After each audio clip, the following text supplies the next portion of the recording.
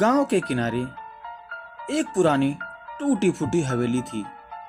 लोग कहते थे कि वहां चुड़ैल रहती है, इसलिए कोई भी वहां पास नहीं जाता था।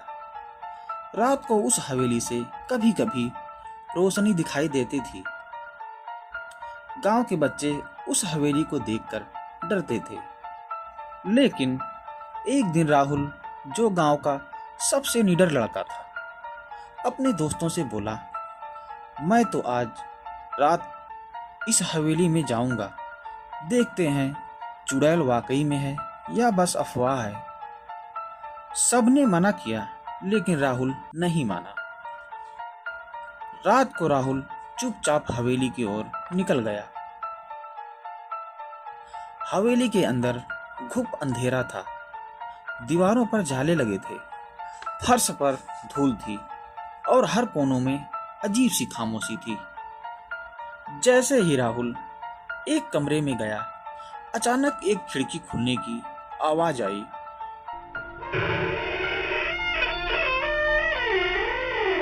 राहुल डर तो गया, लेकिन हिम्मत रखकर बोला, कौन है वहां? सामने आओ।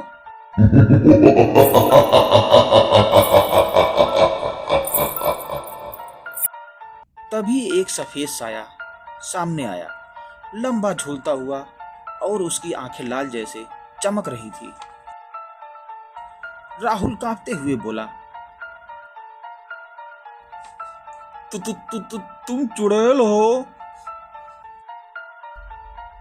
वो साया धीरे धीरे पास आई और बोली, हाँ, मैं चुड़ैल हूँ, लेकिन मैं बुरी चुड़ैल नहीं हूँ।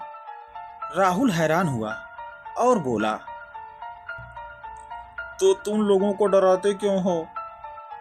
तभी चुड़ैल बोली और उसने कहा, मैं अकेली हूँ, कोई मेरे पास नहीं आता, मैं बस दोस्त चाहती हूँ।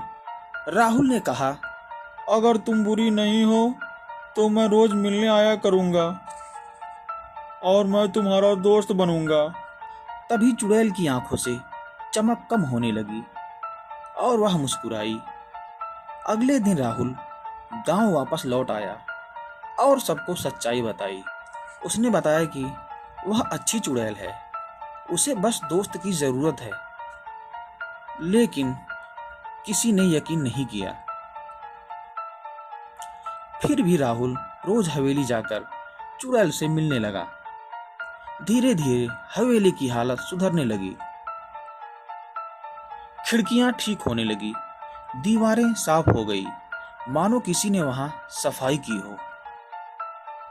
और कुछ दिन बाद गांव वालों ने भी देखा कि हवेली अब डरावनी नहीं लगती, और अब गांव वाले भी हवेली जाने लगे।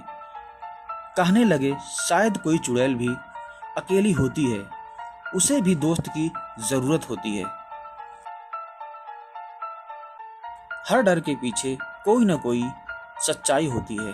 कभी कभी जिसे हम भूत, चुड़ैल या डर समझते हैं, वो बस किसी अधूरी कहानी या अकेलेपन का नतीजा होता है।